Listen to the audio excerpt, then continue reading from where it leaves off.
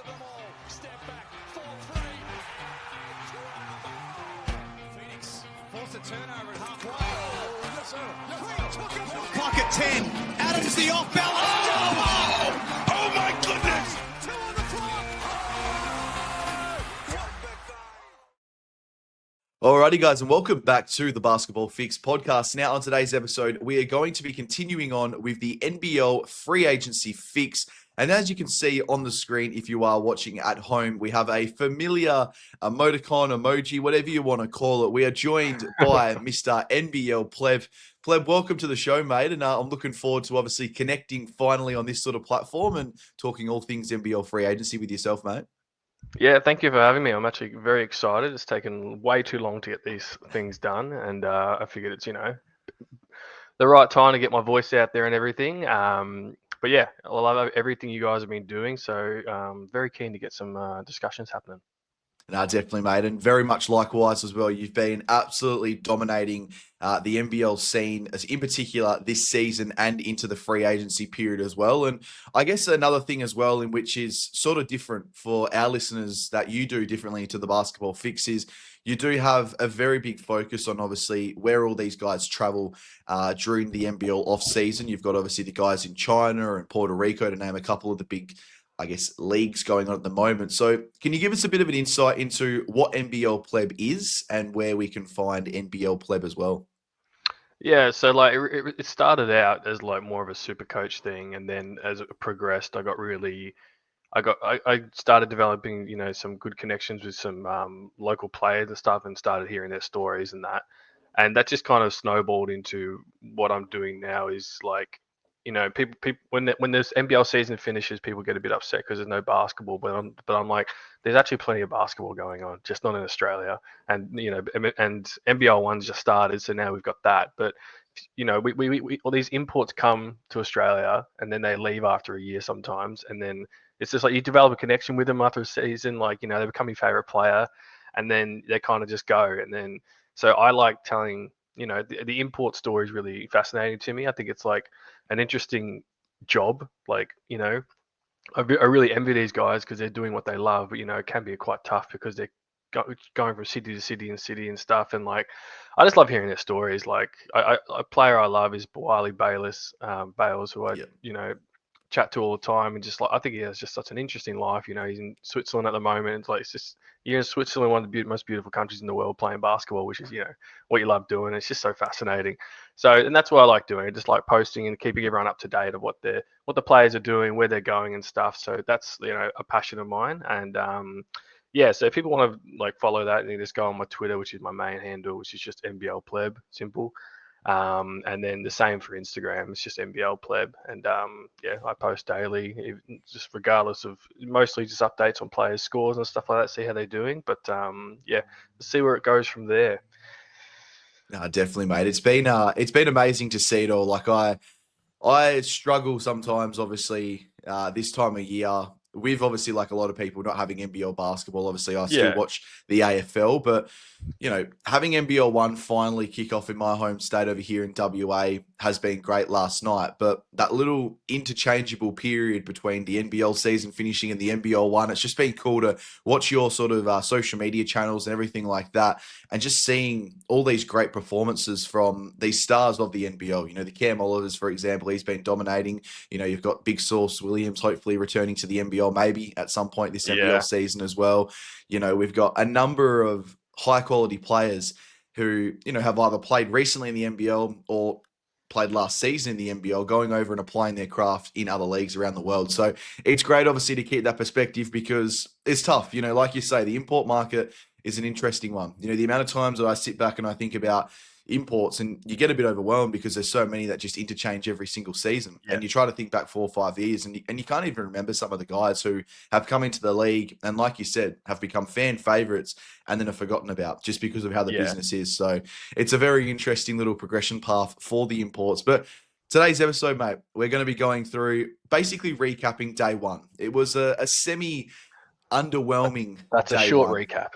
It's a very short recap, mate, and we won't be dragging this out as long as the NBL Marketplace did yesterday for nearly a 2.5 hour episode, I believe it was. But we will give a bit of a short, sharp, and sweet little recap on what yesterday was. And whilst there wasn't many big names, and I spoke to Pete Hawley yesterday afternoon about NBL Day 1, and he sort of said it was great to not see the big names fall straight away, which is what happened last year. You know, all the big names went Day 1, Day 2, and there was nothing else to talk about for nearly the 2-week period. So it's nice to have this slow start in hindsight, I think, to be honest with you, Pleb, because we'll have a lot more to talk about over the next couple of weeks. But we'll start off with the Adelaide boys. Michael Harris and Isaac White will hit up the Adelaide coast this season and have signed both 2-year deals.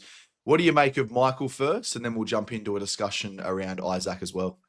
Well, first, I'm shocked that Adelaide are making positive local moves. That is just insane. I think they're both great signings. I like Michael Harris. He's a regular NBL 1 viewing on my part. I think he brings, this. He didn't, obviously with Perth, he didn't get a lot of game time and opportunity and stuff, like typical. But yeah, I think he's going to be a really good scoring punch off the bench and stuff. He's obviously a purely 3-point shooter, a tall, lanky scorer. But I think it's a positive signing. Like, I'm just checking his stats now, and like he's had, obviously he's a 3-point shooter, and he has 94 attempts he's only had 48 field goal attempts and 94 from deep. So, and he's a high scorer. And I think if him and Isaac White off the bench, depending on the rest of the roster, obviously, I want to see how that plays out. I think it's really positive for Adelaide.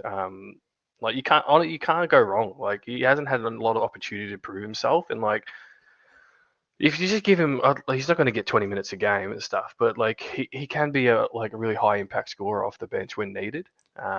Not just coming on when you're up or down by 30 points. I think he can provide really good production.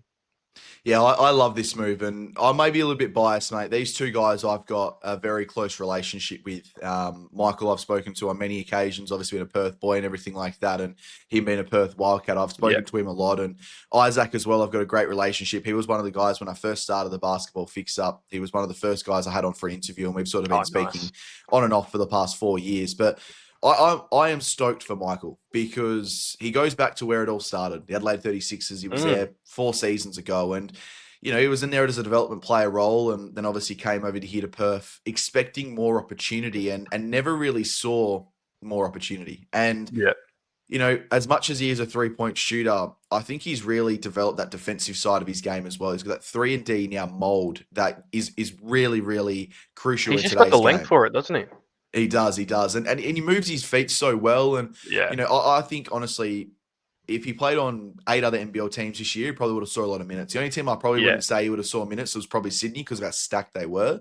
But if he played on any other team last season, I think he would have seen some genuine minutes for him last year. So I'm stoked for him. You can see the development starting to come, and I get to see him a little bit closely after games, doing his workouts and everything like that. The confidence is really, really high.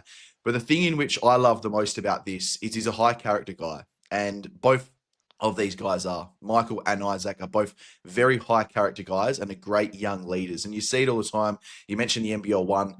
He is a genuine leader wherever he goes. And that is going to be important for the Adelaide 36ers where they start to try and rebuild, I guess, this leadership and this culture and this core and everything like that this offseason after a very turbulent last 5 to 6 years, it can be said. But Isaac White, he is a great move for this team. I think he's an Adelaide boy off all the reports and everything like that. But he had a pretty good season for the Brisbane Bullets, and the Adelaide 36ers got to see him quite closely where he had his career high 22 points against them, with 18 of those coming in the first 12 minutes. So what did you make of Isaac's season, and go a little bit more in depth about him joining the Adelaide 36ers as well? Well, yeah, he had that breakout stretch of 3 games last season, didn't he? Like, I remember when, if for Supercoach related, everyone was just losing their mind because this is awesome. He's like an 80K player, popping 30 Supercoach points. But he just had the opportunity, and he's always just ready. It's so good to see on the bench. Like, he's just a player you want because you can just see he's very. I give him that NBA reference in Kent Bazemore.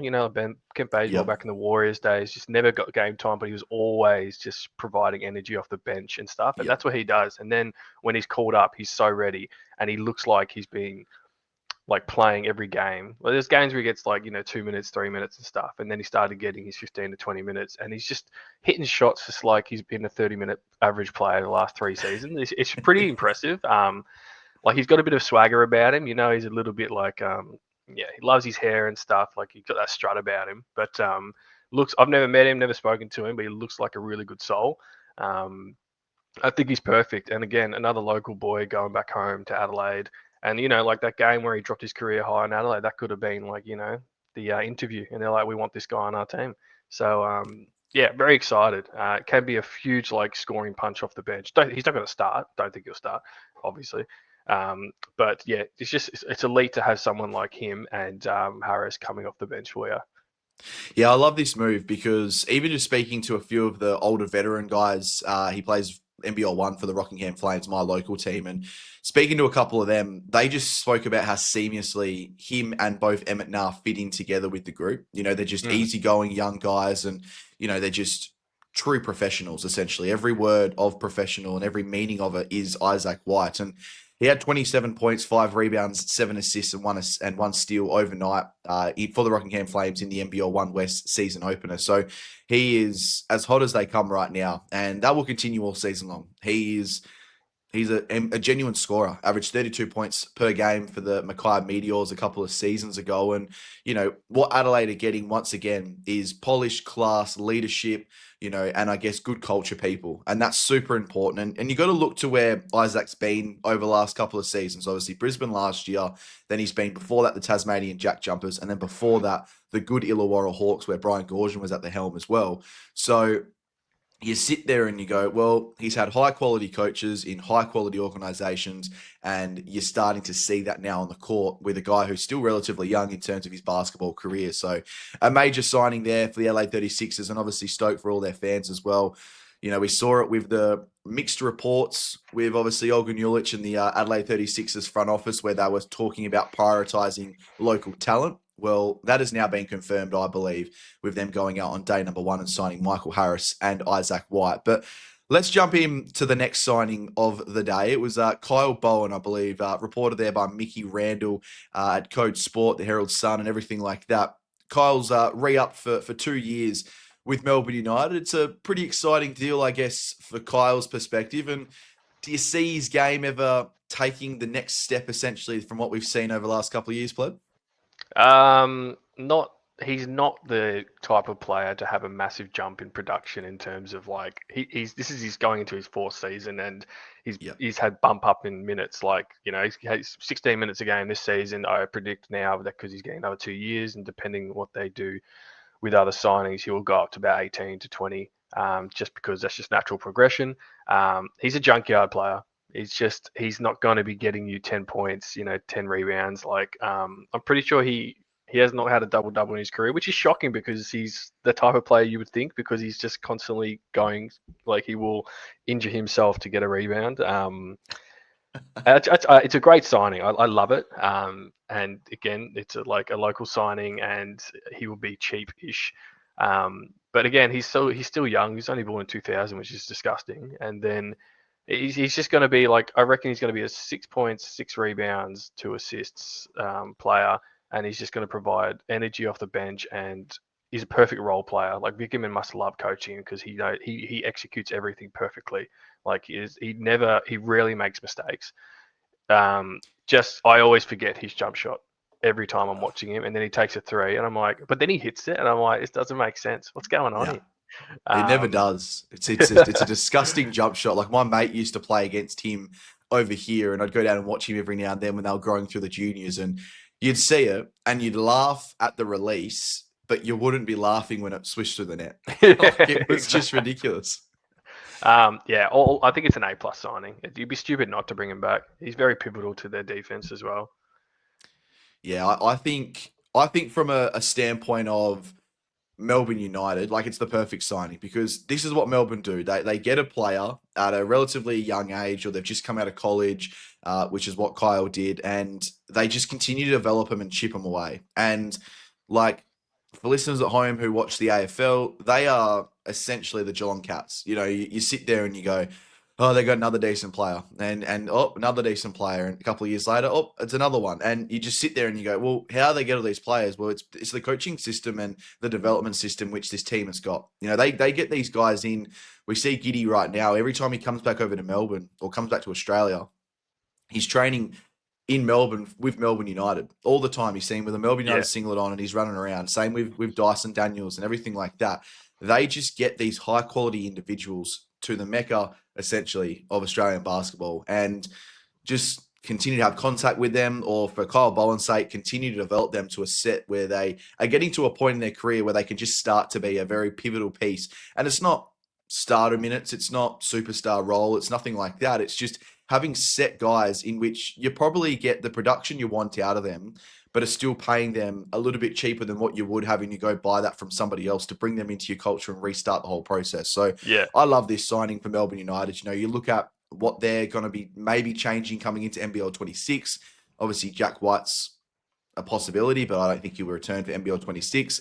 Matthew Dellavedova we'll touch on a little bit later as well in terms of will he re-sign for Melbourne United. So there's a couple of key changes coming up for Melbourne United, but to have Kyle locked away now for a couple of seasons, I think it's a great deal for Melbourne United. But we'll get into something a little bit more closer to my home now, mate. The Perth Wildcats have made their first signing in what is going to be a very interesting NBL 26 off-season. They've signed Cam Huefner for 3 years. 2 years of that deal are developmental player years, and then the third year will be a full roster spot for the team. Now, he's a 6'8" forward, averaged relatively good numbers in obviously college as well. But what are your expectations, I guess, on Cam this season and maybe next season as well? And is it a good signing and a good step in the right direction for the Perth Wildcats, you think? I'm gonna say it's a 3-year deal, yes. Yeah. But I'm scared for him under John Rillie in terms of, is he just going to get 0 minutes? Like, is he just he's just not going to get the opportunity. Is he going to be Dante'd? He is going to Russo probably be danced. Dante'd. Yeah. And he's, by the way, he's killing it in New Zealand. Unreal.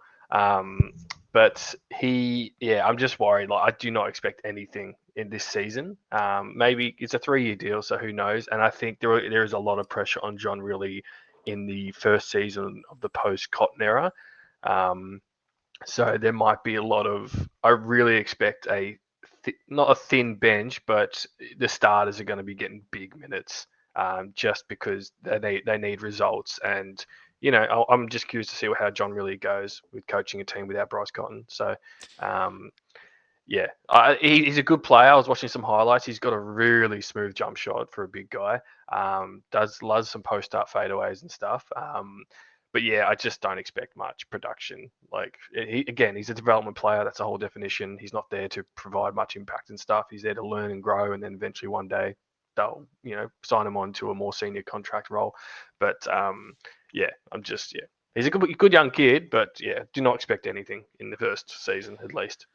And that's the thing, like I mean, a couple of the Perth Wildcats fan groups, I guess you can say, on Facebook, and they're quite high on this kid. And you've kind of got to sit there and you've got to, like you said, I think you summed it up beautifully. You've got to think about what this contract actually is. And it's a developmental role, and it's not for him to come in and score 20 points per game. So, I don't know. Like, I think you've nailed it in terms of where we're sort of looking at it, because we've got to look at it from a John Rillie perspective. And being a Perth fan, I've tried to be as less critical of John Rillie as I can over the journey. But I think at the end of the day, what he's done over the past couple of seasons has been quite underwhelming for the roster he's had. And I just don't think he's known how to coach with a Bryce Cotton, and that's the problem with obviously coming in as a first-year professional coach, coming out of college, essentially.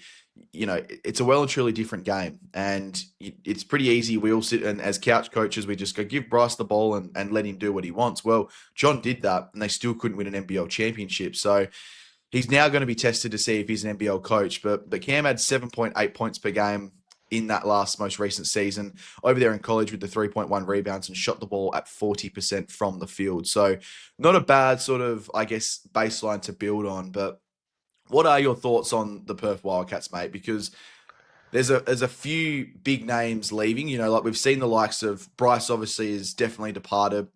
Does Pinder return? Does Windler return? Does Ty Webster return? This core could be completely flipped on its head come NBL 26, couldn't it? Yeah, big time. They're definitely the most interesting team, just because they have so much to gain and lose at the same time. Because everyone just keeps harping on how much they have to spend, like how much they have room just to like get big name players. And that in itself just creates an expectation of, oh well, they're going to win because they're just going to bring in two imports who are just absolutely elite, and they're going to make NBL 26 champions. So it really, I think, if the reports are right, I really hope they bring Dylan Windler back. I thought he was really good later in the season. You could tell he was just getting used to the league in his strides and becoming a real production for the team. So I think he should be outside of obviously Christian Doodle was like the best signing they could have done. Locked him in for 3 years. Get Windler, and then I don't think Pinder's back. Will come back. Or I did see on his Instagram live story before he was like landing somewhere, but I don't know if that was Perth. I'm not sure. You're from there. You might know the city when it's like lit up at night. I'd have no idea. I'll have a little look. Maybe Cairns, but He said P City, so I'm just thinking, yeah, Perth City. Okay. Like I get Yeah. it, like whatever. But I don't think he'll come back. But I prefer he didn't because I just don't think him and really have a very good relationship, and that's literally based on just viewing. So I can't imagine if it was real, if my prediction was right, how bad it would be behind closed doors. So yeah, and again, dumb getting rid of Aquera. That really annoyed me. I thought he's a very good youngster with so much up value and stuff. So that's really annoying. But yeah, it's just going to be what players they get. The big import. So obviously if they don't get Dally, they're not going to get. I don't know if they're going to get Kendrick. Based, we'll talk about that after. But yeah, what are your thoughts? yeah, I am relatively excited, to be honest with you, as a Perth Wildcats fan, because this is the first season in which I've got to come into an off season not knowing, that 85% of our roster is already set. So it's like the last couple of seasons have kind of just been, all right, we've already got 2 imports set and we're just going to find a third one and then maybe just another bench player and that's it. It's been 2 to 3 moves maximum over the last couple of seasons because we obviously have re-signed our players. Like the last big move essentially, which got people excited, and Christian Doolittle was an absolute superstar, but when he first came in, no one knew who he was or what he was going to do, and that's fair. But the big last signing was definitely Keanu Pinder. You sat there going, "Wow, we've got an MVP candidate. We could go with Bryce Cotton. If they work it out, it's going to be great. Pick and roll, pick pop, everything is going to work out beautifully. He's a good passer in the pocket, Keanu Pinder, everything like that. It looked like it was set, but I think they've gone down the path a little bit too much in where the NBL may be pushing them to have next stars, and the center position probably hasn't been the best position for the Perth Wildcats because they haven't really got that solid 4-man who can take the load sometimes of a center. So that's where it's going to be interesting. Like, I think for me personally, I don't really care about going and grabbing a shooter right now, like a shooting guard. Like, I don't think we'll see Ben Hanshaw return, but I think Elijah Pepper is obviously going to make a step in development this season. He's a confidence guy, and I think once he starts to get a bit more opportunity and finds his feet quicker, he'll have an amazing season. So I think he could be the 2 for the whole next season. We need a 1. We've obviously got Doolittle probably at the 3/4, depending on how you want to play. Maybe you go out there and sign a big man 5, and we'll try and find a local 3. But I'm more interested in what locals they find because there aren't that many high quality guys. Do they retain New Zealander Hiram Harris, you reckon? This is the question that I've sort of been racking in my head because I would love to see Hiram. Hiram is, and again, it's unfair to use this sort of, I guess, like for like sort of comparison, but Jesse Wagstaff is the guy in which Hiram needs to look up to and mold himself into when it comes to an NBL player. I think, though, personally, the way that the New Zealand Breakers have been speaking and the way that Hiram has sort of been wasted away on the bench in the Perth Wildcats this last season and him representing the national team, I think we'll see him in the New Zealand Breakers jersey next season. And it's disappointing for Perth fans because he is going to become a genuine player. You look to where he started his NBL career as a developmental player and obviously had some minutes here and there in Adelaide 36ers and moved on from there and everything like that. He has continually grown over the journey. So I'd be disappointed if I was a Perth fan, and I will be disappointed if Hiram does leave. But it's an exciting time for the Wildcats. I don't think Ty returns either. Last time I spoke to him, and this is on public record now, there was no contract on the table. There was still no contract, Yeah. and the Wildcats didn't look like they were in any rush. So that gives me the idea that he's either a last-minute decision, which he shouldn't be, or they're just not interested in him returning for NBL 26. So I don't know, mate. It's going to be different because I've been very critical of the Perth Wildcats. I didn't like how they sent off Bryce Cotton. I wasn't a fan of all that situation. The So Bryce I don't Cotton know. thing was really weird because Yep. from an outsider's perspective, as a fan, I felt like they were just caught off guard by it and they had no idea just based on Bryce posting on his Instagram. And then it felt like the way they responded via social media was just like, holy shit, we weren't expecting this. And then they're like, quick, get some posts generated, like quick, quick, quick, quick, quick. I don't know. It just felt like they were just like thinking he might stay and stuff, but then they were just like the rest of us. We had no idea. And then he posts that Instagram story and they're like, oh my God, it's actually happening. Yeah, well, I think they had. I think you bang on. They had no idea because you could just tell. Like I spoke to some people involved with his management leading up to those weeks, where the decision was kind of up in arms essentially, and everything that was said to me was, Bryce has got a few more weeks to decide. And I said, oh, can we get an interview with Bryce? And they've sort of said, oh, no, the Perth Wildcats have wrapped cotton wool around him still, and they're not allowing him to speak to anyone in the media and everything like that. And in my head, I'm going, tick, tick, tick, tick, tick. If the Wildcats have still got him under their control and the media stuff and everything like that, he's re-signing for the Perth Wildcats. There's something on the table there. And then all of a sudden, one morning we wake up and he's just played a game in Puerto Rico, or he's just about to play a game, and he's released this massive message to the Perth Wildcats faithful, and it was a genuine shock. So, yeah, I think you're bang on in that perspective as well. We can sit here and be critical of the Perth Wildcats and how they handled it, but at the end of the day as well, they were caught off guard, and I think that's also a good point to round that off, mate. But we'll go into one of the other superstars of the NBL. Obviously, Bryce Cotton, the MVP last season, and Mr. Kendric Davis, the runner-up MVP of the season. And watching, it's just turning really sour now, I think. It is, and it's quite disgusting. And we've sort of both spoken to Corey Barker, his agent, and his management as well, about this sort of situation, which is continuing to develop daily. And just for listeners at home, we are not about to just talk shit about Kendric Davis like other platforms have, because what on earth is the point of talking shit about a guy who was the second best player in the competition last year, who is a player in which the league now should be crying for with Bryce Cotton departing the league, and he's going to bring national and worldwide eyes and audience to the NBL. But all of a sudden, we're hearing concerns of character, we're hearing concerns of leadership, we're hearing a locker room concern, we're hearing all these rumors which have been pushed by one person majority of the time in particular. And it's a guy who has had a problem with Mr. Kendric Davis since his inception into the NBL. When he had a crack at this particular guy, when Kendric had a crack at this particular guy, that was the end of this guy's positive commentary around Mr. Kendric Davis. And it's super disappointing because the narrative has been pushed in which the fact of no team is essentially interested in Kendric Davis's services because of the off-court antics and everything, the problems and all that sort of stuff that Kendric has with coaches and teammates and everything like that. I think we can categorically rule that out, don't you reckon, Pleb, as being a deciding factor with both speaking to Corey's management, and it seems to be the fact that there are some genuine NBL teams interested in his services next season.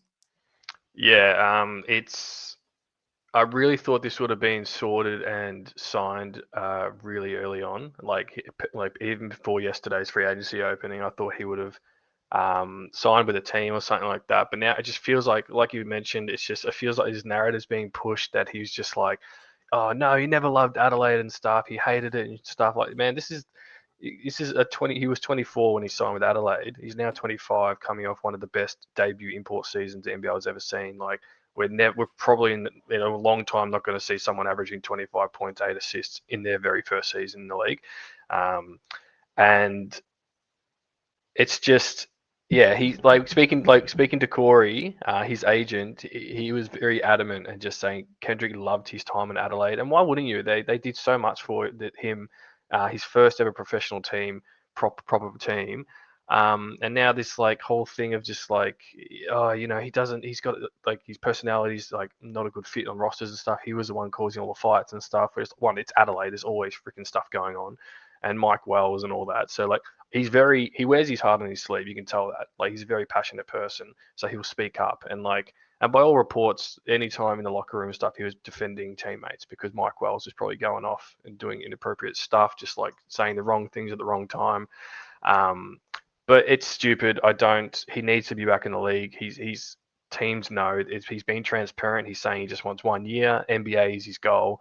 You cannot let him go over to Europe or Asia or something. You need to lock him in now. Where he goes, interesting. I don't mind seeing him play for Perth. They've got the money to do it. Sydney, they do too. They're probably the only two teams I really see him landing on. And like that goes with the Dally. Dally's a domino that creates the rest. So yeah, it's just crap how it's going. And he's obviously a very private person. And he just wants to play ball and dominate. NBA is his goal, and we should be able to, as a league, help propel him to do that because it makes the league's resume all the better. So get it done. Isn't that the goal of the NBL's? Like, I feel like if they were to sit back if they were to go back 10 years ago, their whole goal would have been, we want to bring as many talented players in to then push them to the NBA to then continue to develop our league as one of the greatest leagues in the world. Yes. And I think the league has, for whatever reason, maybe got ahead of themselves in certain aspects. And I think that they think they're already at that point now where they are arguably the second best league in the world. Now, I don't think necessarily they're the second best team. I've been on record. I think they're close to that sort of when you look at talent, but they're not there just yet. And that's the problem with, leaving guys like this in the lurch. That's where I see the league's problem right now.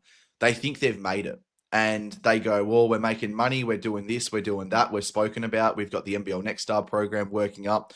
I'm sorry, but if Europe decides to do an NBL Next Star program or China decides to do a Next Star program, they will draw people because of the cash. And the Next Star program has basically been slowed down over the last couple of seasons with NIL coming in college. We're seeing Benny Henschel being offered upwards of $1.5 million to go play with the Florida Gators next season. So money is king.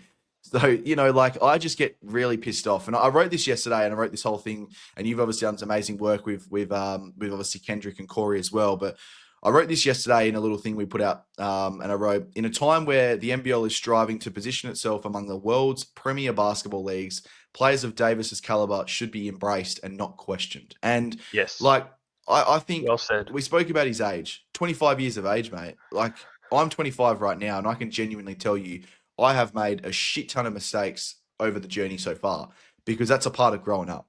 You can't be expected to come in and be a leader, can you? Yeah, exactly right. And people forget this. I think 25-year-old, he's an adult and stuff. Like, mate, I'm 34 now, and when I was 25, I'm definitely not the same person. I literally had life lessons and everything, and he's growing from it. It's his first season in a proper league outside G League and stuff. So just get it done. And the NBL is like you mentioned, I think they're a little bit ahead of themselves. I implore them to get their best team versus a EuroLeague team, and I'll guarantee you EuroLeague team is going to win 99 out of fucking 100. So it's just, they're getting a bit ahead of themselves. He deserves to be on the roster. Do it for not only views, because he's a fan favorite, regardless if you don't like him. He's so fun to watch. And he's bringing the mid-range game back, which I love. So he just got to get signed. I'm really curious. Hopefully it's going to happen in the next week. But I've reached out to Corey, but I don't want to hassle him. So you can do the same, but I just don't want to smother him with all these questions, but I'm just curious to see what's going to happen. Yeah, no, I think you do the reporting on that one, mate. Obviously, this has been your story and your baby building and everything like that, and it's going to be an interesting sort of conclusion to what we will see with Mr. Kendric Davis going into NBL 26, where he signs and everything like that. I hope he ends up on a big market franchise in which has had stability for a long time, because Adelaide, I don't know why on earth it hasn't been spoken about more. And I think the NBL's too scared to speak about it, to be honest with you, mate. But they're the most dysfunctional franchise in NBL history. The last 5-6 seasons have been horrible. 4 or 5 different coaches. I even look back to Trentwin Flowers, who wanted to go and play for the G League team over there or the Summer League team. They didn't even release him from his contract because he had a 1-on-1 deal as an NBL Next Star to go play Summer League basketball. come on, he's been signed by the Clippers. Let him go. This franchise is fucked, mate. So I don't know. Like, it's an absolute grave mind. I think if you're going to go and play anywhere, they may have some money, but just don't do it to your reputation, because you will fall victim to what Kendrick is falling to right now. So super disappointing, mate. But let's end this episode, mate. I've really enjoyed this episode. It's been a lot of fun. It's cool just having a bit of a chat to somebody who we've been messaging for quite some time now, and finally sitting down and talking some hoops. It's been great. But we're going to end this episode off, mate, and we're going to dive into your expertise and sort of what you're hearing around the league as well. Now, it's easy to hear what Olgun Ulic is saying every 5 minutes, but we don't get to hear many other people, do we? We don't get to hear much from Mickey Randall on big platforms unless you follow him on X and everything like that. And yourself obviously breaking some stories, and we're trying to break some stories as well. So what I want from you right now, mate, is I'm going to give you a couple of players, and I want you to let us know where you believe they're going to sign. Just a quick one-word answer or a bit of a sentence if you want to as well. And then I'll give my little perspective on it as well. So Parker Jackson Cartwright, where will he land in the NBL 26 season, or will it not be in the NBL? I don't know. He hates me. He's blocked me on everything. No idea why. I don't think he returns. Yeah, no, I'm the same. If he does, it should be breakers, but I don't think he returns. Yeah, I don't think he'll return. I know Jack Kevrin yesterday floated the idea to the Phoenix. So I'm not sure that he'll return to the NBL for a number of different reasons. So I'm on the same boat. Joe Lawala-Chul, though, mate, what are your thoughts on the situation that is sort of coming to light over the last couple of weeks? Would love for him to join. He's killing it for Manissa over in the Europe and stuff at the moment. So his resume is like everyone knows. JLA, he's a beast. He's one of the best. He'll be the best center if he comes back to the league. Just no idea. I know Perth are interested in him, but he's going to be so expensive. Like he'll probably be up there as the most expensive marquee player in the league. But yeah, at this point, I've got no idea where he'll end up, or if even he wants to come back, like officially. Yeah. Oh, I think he'll return. I think he'll sign with the Perth Wildcats. I think when we look at the marquee structure, when he looks at the marquee structure and the way that it works out, you may pay him $800,000 and you'll see $253,000 come out of your salary with the marquee signing deal and everything like that. So, there's a genuine chance that a club like Perth, who's obviously not afraid to go into the soft cap and obviously, into luxury and everything like that, they're a team in which will look to be aggressive this offseason. And if they don't go out and get this done, I think Perth Wildcats fans will start rioting on the streets, to be honest with you, mate. So they've got to get one of Dellavedova or Joe Lawala-Chul. I think it's as simple as that from a Perth Wildcats perspective. So, I think he'll land at Perth when it's all said and done. Matthew Dellavedova, though, you spoke about this earlier, being, I guess, the first big domino when it comes to NBL free agency. He's been linked to Brisbane, Perth, Sydney, and Melbourne have been the four teams that seem to be the favourites in the Delhi sweepstakes. Where does he end up, do you reckon, Pleb? Sydney. I think he will go to Sydney. It's either Sydney or somehow they get a deal done and he goes back to Melbourne. There is no way in hell he's going to Brisbane now that Stu Lash has been signed as head coach. That's a whole different freaking story itself. He wants to. I understand he wants a 3-year contract to go for the next. It's not Olympics, is it? LA 28. Yeah, LA 28. So but I get he wants a 3-year contract, but he also he's a winner. He wants to win. He's not going to win in Brisbane. So he's either going to go to be Perth or Sydney or Melbourne, obviously, those big three, but I think he'll go to Sydney. You can I reckon you can just put a full strike through of Brisbane. There's no way he's going there. Yeah, no, I think you've summarised that perfectly. I'm going to go on the same boat. I think he'll be a Sydney King come NBL 26. The relationship with Gorge, the relationship with Bogut, they'll be massive factors. And then obviously the fact that they'll be able to pay him big money and probably get the 3-year deal done. I reckon it'll be a 2-year with a mutual option, maybe for that 3rd year, or a team option we call it. But I think he'll be a Sydney King come NBL 26, which I think is exciting for the league. We're not going to lose him to another league or anything like that, which is obviously a great thing for Australian basketball. Now, Dylan Windler, mate, does he return to Perth, or will we not see him in a Wildcats jersey come NBL 26? No, I think he returns to Perth. I think from all reports, he seemed to love his time there. It's a beautiful part of the world. And I think he looked like he had a fun time under John Riley, which is shocking to say, I know. But I think he'll return. They'll give him what he wants, and I think we'll actually see. I'm curious to see what a Windler is like without Bryce Cotton. To see what I Yeah. reckon he can be a close to 20-point player in the league, and it'd be up there top 5 double doubles as well. He's just so long. He's just and such a good perimeter shooter and stuff. So I would love to see him back. Yeah, I think it's if they get it done, it'd be a great signing. I think if you look at the statistics last season, he was up there in terms of PP40. You know, when he was on the court, the Wildcats were scoring a significant more amount of points when he was off the court.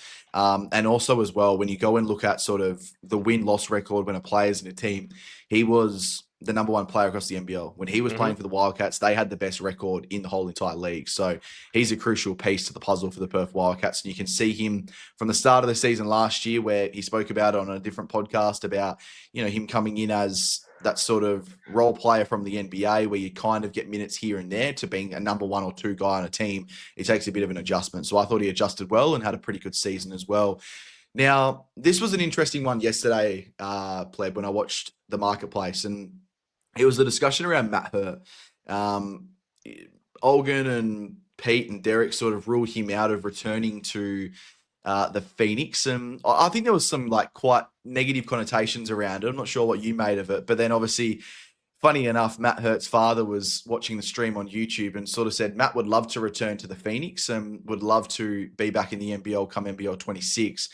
That just screams to me the money's just slightly off right now, and the Phoenix probably aren't prepared to offer Matt the amount of money in which he probably deserves going into NBL 26. So all things considered, do you think we'll see him in the Phoenix jersey come NBL 26? Like, you're bang on with what you said. And especially the person you mentioned before, they reached out to me like a month ago and basically said exactly what you said. Love to return, would love to. He loved Australia and stuff, but the money is just. I don't want to say too much because I promised him and stuff. Yeah. But the money's just not there yet. But he said it's all good to report that in terms of he loves Australia, loves Melbourne, loves the league, and wants to return. And I know he's not pursuing anything during the off season because I think he's got his brother's wedding or something in May, and he really wants to focus on that. He's still so young. And then, but he's so open to coming back, but it's just the mullah. It needs to be paid. Yeah. And he deserves it. Like, he's a top 5 player last season, top 3 MVP candidate. He deserves the money. Now, I've got 2 more for you here right now, Pleb, and we'll wrap the episode up. Now, the first one is Flynn Cameron. I think the next echelon down is probably he's the number 1 guy, I think, in terms of a guy who could explode in the NBL come NBL 26. Where does he end up? Because now all of a sudden Adelaide have just jumped into the mix. You've obviously got Cairns, you've got New Zealand Breakers who have been heavily rumoured, and then you've still got the possibility of him potentially returning to Melbourne if Dellavedova does leave the team come NBL 26. So what do you make of the Flynn Cameron sweepstakes as well? Well, the obvious choice is New Zealand, isn't it? It's just because he's from there, and everyone now he's a free agent, and everyone thinks he's like, this is the natural progression of someone who's off the bench, become a free agent, they start on a new team, and they just go ballistic. But from I'm looking at the New Zealand roster and stuff, I think they only have like 3 or 4 roster spots available for locals. So it's going to be, and there's a lot of New Zealanders who are free agents now, so they can only fill so many. So they re-signed Carlin Davison, which is awesome. So I think they will try and pursue him. But again, they still got Mitch McCarron, I'm pretty sure, for another year and stuff. So he'll be coming off the bench. He's not going to start. But yeah, so I'd love to see him on any team. I mean, he's going to be on the team, but I prefer if they're really going to, with the new owners and stuff, go real internally New Zealander and local and stuff. He'd probably be your number 1 target. I'm really curious to see what he can do as like a 30-minute player. Yeah, I'm excited by him because Perth were linked a while ago as well, and I haven't heard anything since that. But he's going to be a genuine genuine baller in a couple of seasons. Like you can just see it. I just love left-hand shooters. I think it's just the smoothest jump shot. It doesn't matter what it looks like. You could have Kyle Bowen's jump shot with a left-hander and it still look good, I reckon. So, like it's going to be interesting, but I love everything about this kid. I think he's going to be a genuine star, and I'm still excited. I think this is a big domino to fall as well in terms of roster constructions with that sort of next level down from the superstar sort of stuff. So yeah, massive one. But last one, mate, we'll finish off on a bit of a fan favorite. I don't know anyone in the NBL who's had a negative word to say about this guy, who doesn't love his game, who doesn't love the dude and everything like that. Sunday Dech, he's been linked to on the NBL marketplace. They said the Phoenix and the Bullets yesterday, and Mickey Randall this morning's come out, I believe it was, and said it's down to the Phoenix and the Perth Wildcats. So what do you make of the sweepstakes again of Mr. Sunday Dech, and where do you believe he'll land come NBL 26? I really would love to see him for Perth. I think he'd be a really good fit. I think he had a really good year for Adelaide last year. I remember he was injured for a little bit though. But and what Mickey Randall's reporting, he wants to deal like 250. I don't know why he worded like $250,000, because everyone's just going to be like, oh, he's not worth millions of dollars. I'm like, it's $250,000. It's not a lot of money. And he's worth that. He's been around the league for so long. He was originally at Perth years ago, wasn't he? Started his career or something. Won a championship over here. Yeah, so he's been with Adelaide for the last 5 years. He's just so serviceable off the bench. Great defender. He's just one of those players you just got to lock in every team. And like you mentioned, before, that the Dech family are all super lovely and stuff, and you can just tell he'd be really good off the court as well. And you want that in your locker room. So I think he'll get like signed and sealed in Perth. Yeah, no, I love it, mate. I think it would be a great signing for the Wildcats, and I would have loved to have seen this with Bryce Cotton, like that combination with Bryce and Sunday. Sunday can ball handle and defend, and obviously Bryce just plays Bryce basketball. So yeah, I'm looking forward to seeing what this sort of transpires this off season with obviously all of these moves. But Pleb, mate, I said about half an hour. We've gone for 46 minutes, mate. But I have thoroughly enjoyed every single moment of this, mate. It's been a pleasure to finally link up on a podcast and be able to sort of speak about everything going on. And I'm looking forward to being a small little part of what you continue to do. And I'm looking forward to seeing where this all takes you, mate, because you're doing an amazing thing for not only the NBL, for Australian basketball. And that's the most important thing as well, mate. So, mate, give those socials a bit more of a plug once again towards the back end, and let's make sure people get over there and support you as well, mate.